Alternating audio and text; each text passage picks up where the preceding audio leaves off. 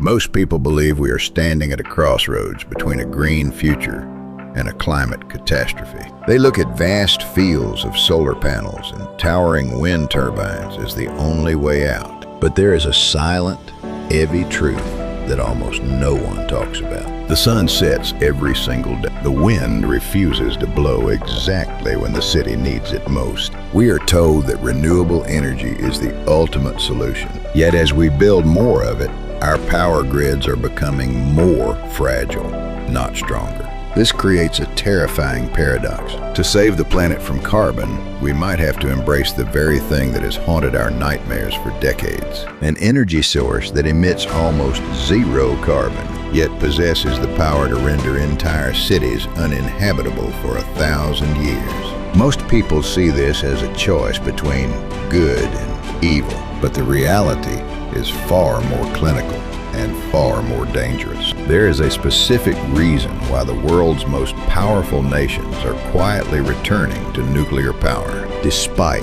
the scars of the past. It isn't because they've forgotten the fear.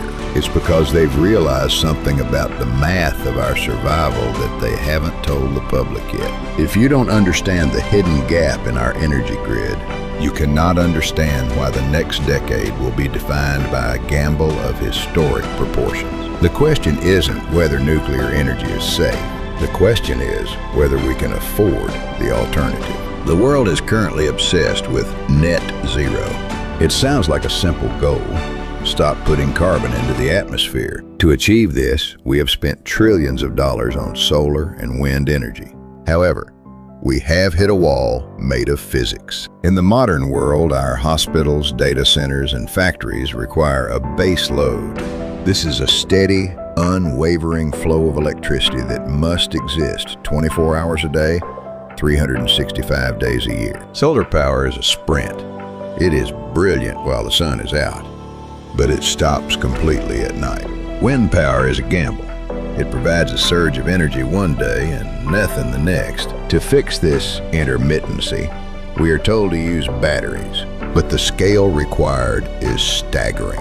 To back up a major city for just 3 days of cloudy, windless weather, we would need a battery array costing hundreds of billions of dollars. $100 billion.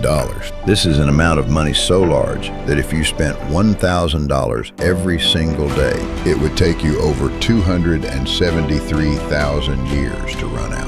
We do not have that kind of money, nor the raw materials to build those batteries. This is the net zero paradox. We want clean energy, but we cannot survive on clean energy that takes breaks. This is why nuclear power has suddenly re-entered the conversation. It is the only technology we possess that is, quote, carbon-free and acts like a, quote, baseload giant.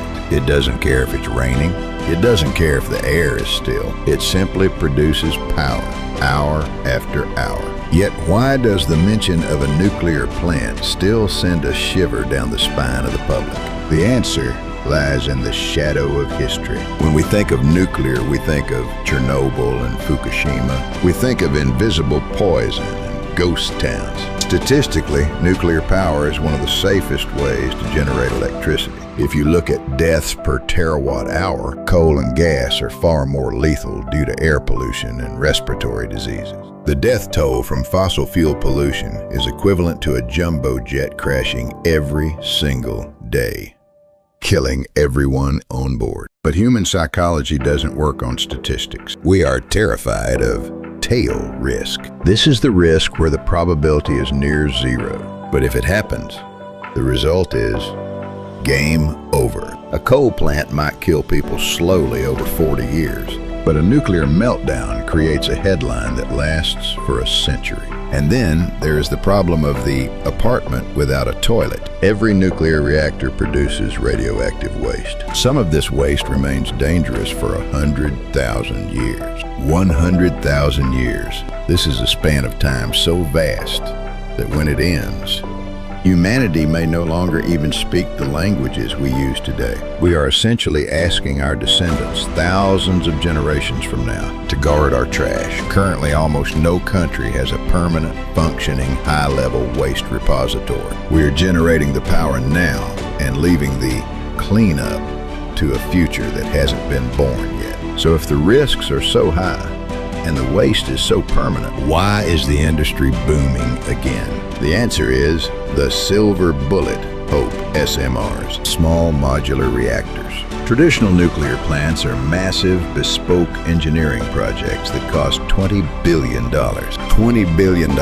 This is roughly the cost of building 50 world-class football stadiums at once. They take 15 years to build and often go bankrupt halfway through. SMRs are different. The idea is to build them in a factory, like cars, and ship them to the sites. They are smaller, cheaper, and theoretically much safer. If something goes wrong, they are designed to cool themselves down without human intervention. They are the Silicon Valley version of nuclear energy. But even this has a catch. The leading U.S. company in SMR technology, NuScale, recently had to cancel a major project. Why? Because the costs started to spiral. The cheap reactor was suddenly not so cheap anymore. Then there is the ultimate dream: nuclear fusion. This is the power of the stars. It uses deuterium found in seawater. It produces no long-term waste. It cannot melt down. But fusion is always 30 years away. It is a beautiful horizon that we can see, but we cannot yet touch. Meanwhile, the climate is changing now. The ice is melting now. And then there is the map of the world. After the war in Ukraine, energy is no longer just about the environment. It is about survival. When a country relies on a neighbor's gas pipe, that neighbor owns them. If the neighbor turns the valve, the lights go out. A nuclear reactor, however, is a fortress of energy independence. A small amount of uranium can power a nation for years. The energy density of uranium is so high that a piece the size of a golf ball can provide as much energy as 2.3 million pounds of coal. 2.3 million pounds. That is the weight of about 150 full-size school buses filled with students, all contained in a single golf ball. This efficiency is why governments are willing to ignore the protests. They are looking at the data, the carbon targets, and the geopolitical threats. They have concluded that nuclear isn't the quote-unquote perfect choice. It is simply the least bad choice available to us. We are trapped between a rising ocean and a radioactive core. The question we are currently answering is, which risk can we manage? We are betting that we can control the atom better than we can control the atmosphere. It is a high-stakes gamble where the prize is the continuation of modern civilization, and the price of failure is unimaginable. The next time you turn on a light, consider where that silent stream of electrons is coming from. It might be coming from a source that we are still deep down too afraid to name.